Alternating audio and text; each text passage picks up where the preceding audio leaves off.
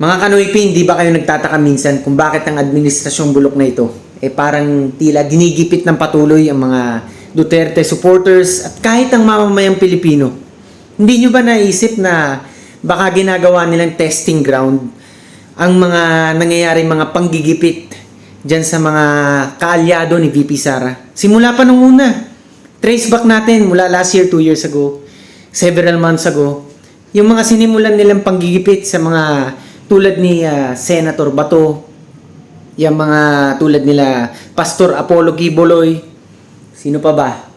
Diyan kay Senator Jinggoy, kay Senator Marcoleta na ngayon alam natin na yan, na para siyang napagtutulungan. At ito nga, baka pati si Senator Bongo masama na diyan sa mga ginigipit. At hindi ba kayo nagtataka tulad nung may nangyaring event dun sa may EDSA? Yun nga yung sa presko ng 18 ex-Marines.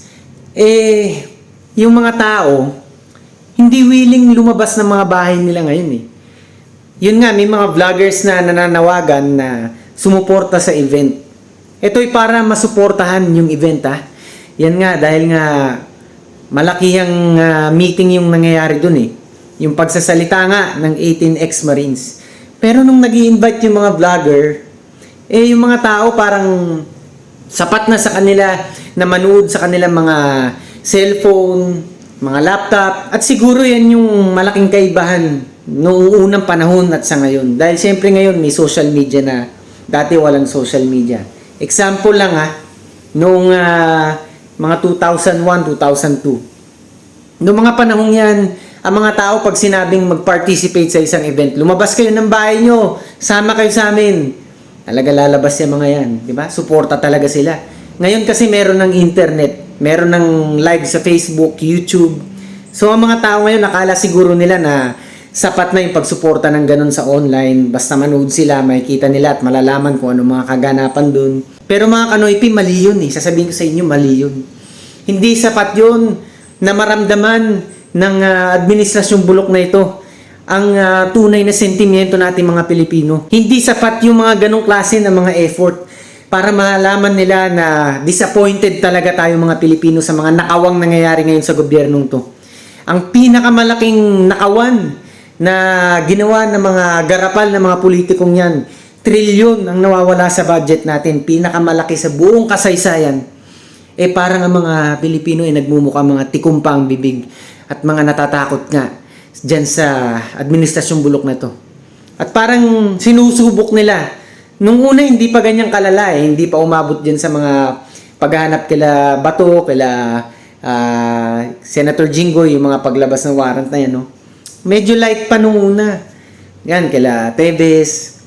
Pero ngayon parang nasusunod-sunod na parang ang dami na talagang pangyayari, hindi na maipagkailang talagang orchestrated ang mga ito. Kaya yung mga Pilipino naman, parang natatakot nga dahil yun nga, pag nagsalita ka, kukulong ka. Pag nagsalita ka, babrasuin ka. Di ba? Alam niyo mga Kanoypi, kumbaga sa boxing, bibigay ako ng isang example. Pag ikaw ay lumaban ng boxing, tulad ni Manny Pacquiao, habang nagugulpi, habang nasusuntok, habang dumudugo ang pagmumukha niya, lalo siyang tumatapang. Ganun dapat tayo mga Pilipino. Diba? Dapat malalakas sa loob natin na kapag ninanakawan na tayo, huwag tayong titigil na manindigan para sa katotohanan at para mapanagot ang mga may sala dyan. Huwag tayong matatakot na magsalita kahit pa tayo apihin. Saktan man nila tayo. Emotionally, mentally, o kahit physically, huwag tayong magpapataig sa kanila. Dahil kung ganyan ang gagawin nila, testing ground nga, at ulit-ulitin nila, okay lang palang gawin ito, wala namang mangyayaring masama hindi naman sila sasama loob okay lang to, gawin natin to. Papayag ba kayong ganyan? Na ninanakawan na kayo in broad daylight, obvious na, tapos parang natutuwa pa yung iba, suporta pa rin sa administrasyong bulok, at yung iba naman natatakot na pumalag. Mga Kanoypi, narito ako para sabihin sa inyo na tayo ang pag-asa ng bayan natin, lahat tayo ay may bilang sa pagpapaangat ng ating ekonomiya at sa pagsalba ng namamatay nating bansa.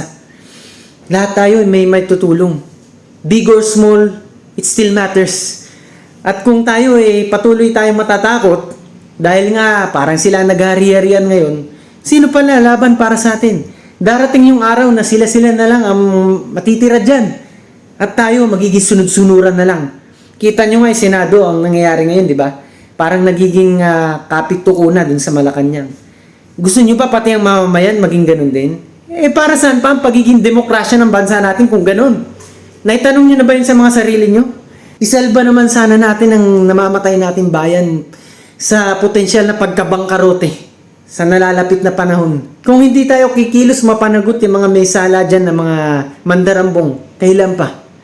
Hindi, wala nang panahon o susunod na pagkakataon. Kung hindi ngayon. Ngayon talaga ang tamang panahon. Yan, parang kanta natin. Pero seryoso mga Kanoypi, no? Gusto ko lang iparating sa inyo na napakahalaga ng pagpapartisipa natin sa mga gantong klase mga usapin sa bayan natin. Hindi lang tungkol sa politika ito Tungkol na to sa pagkakaroon natin ng dignidad bilang Pilipino. Lalabas at lalabas kayo ng mga bansa nyo.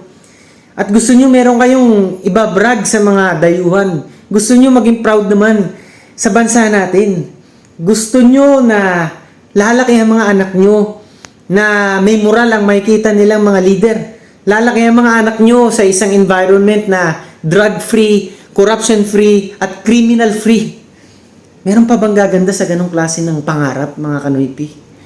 Kaya magtulong-tulong sana tayo dito. Huwag nating aksayahin yung mga taong naninindigan para sa bayan natin.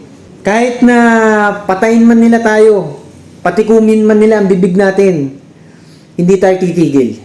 At gusto ko kayo din. Lahat ng nanonood sa akin sa mga video ko, gusto ko kayo din. Hindi lang porket simpleng mamamayan lang tayo, papayag tayong nanakawan tayo.